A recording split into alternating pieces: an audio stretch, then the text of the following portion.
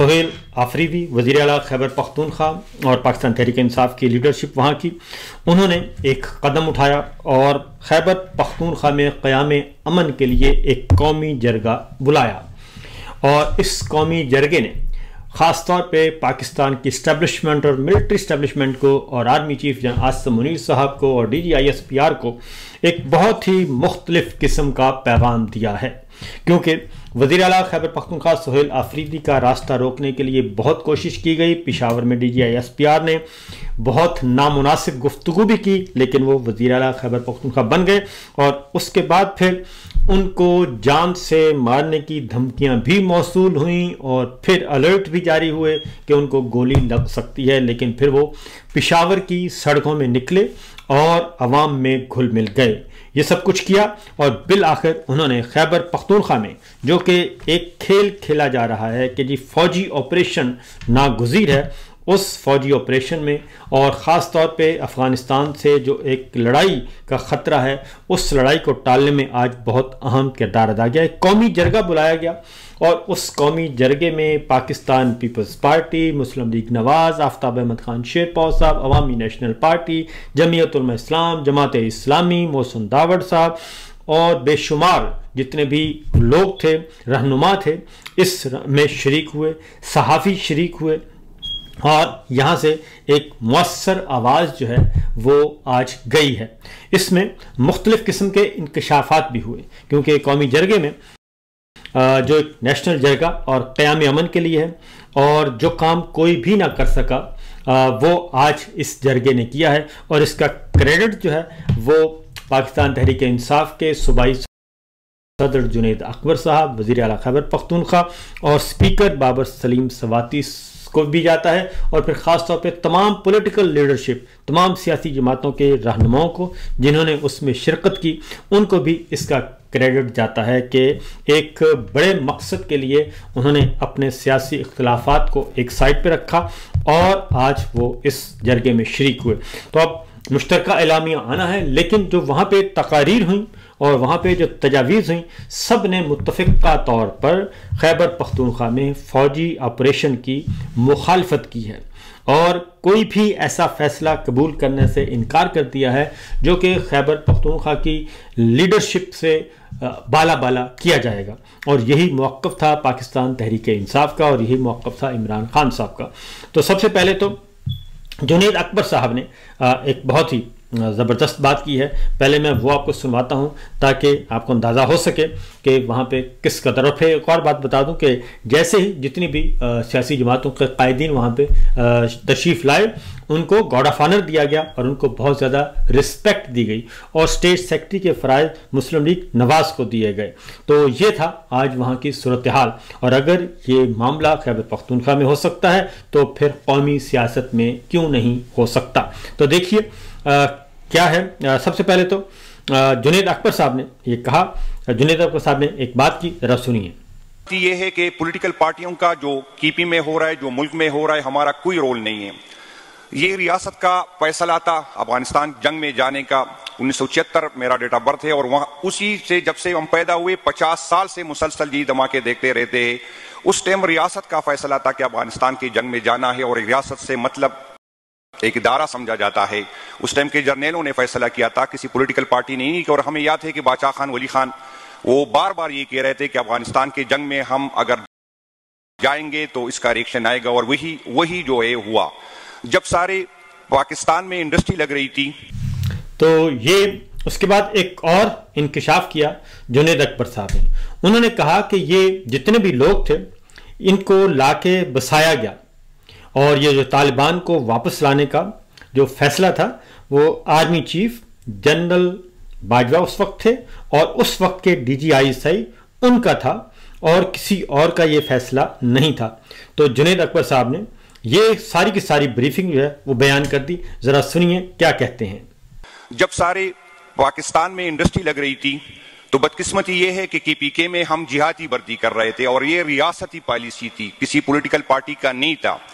फिर जब दोबारा यहाँ पर तालिबान को दोबारा बसाने की जो ख्वाहिश थी या कोशिश थी, ये भी पॉलिटिकल पार्टी का नहीं था। मैं उसमें काफी लोग थे। जब हमें इन कैमरा ब्रीफिंग दिया जाता था तो उसमें उस टाइम का आर्मी चीफ और DGI आता था और वो हमें बताता था कि अफगानिस्तान ये हमारे लोग हैं, ये भटके हुए लोग हैं, हम इसको वापस लाएंगे, क्योंकि अफगानिस्तान की हुकूमत की कैपेसिटी नहीं है और न उसका विल है कि उनके खिलाफ एक्शन लिया ले।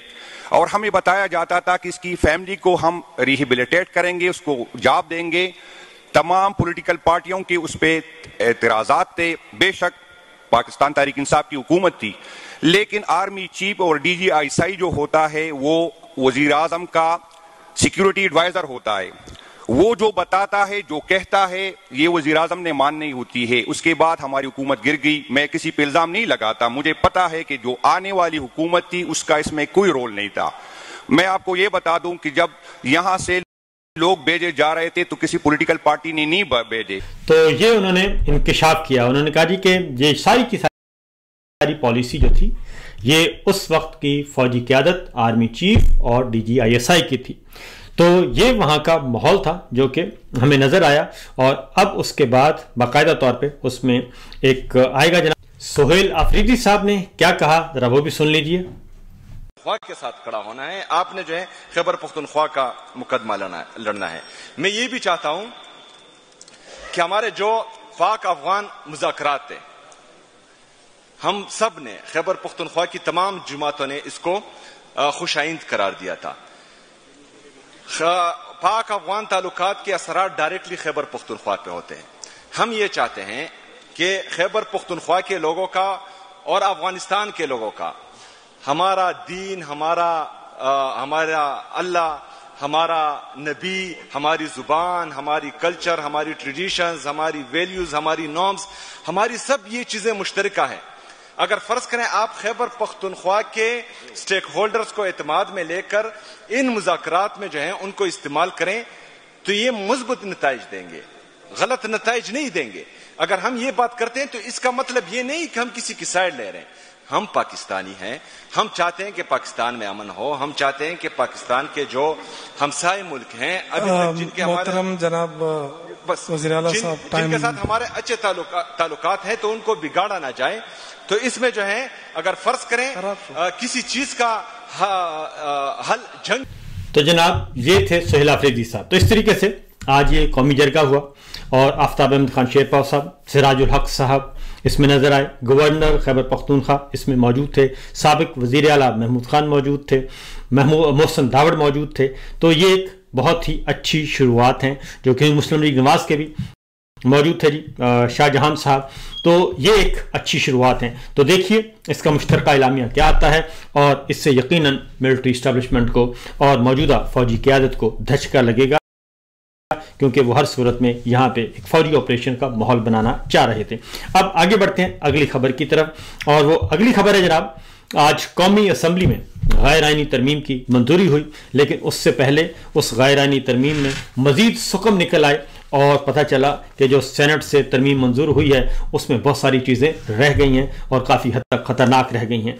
इसके साथ साथ एक और काम हुआ और वो ये था कि नवाज शरीफ साहब वोट देने आए और इस गैर आइनी तरमीम के लिए वोट को इज्जत दो से उन्होंने सफ़र शुरू किया था और इनकलाबी वज़ीर आज़म बने थे, इनकलाबी लीडर बने थे, कायदे अवाम बन गए थे।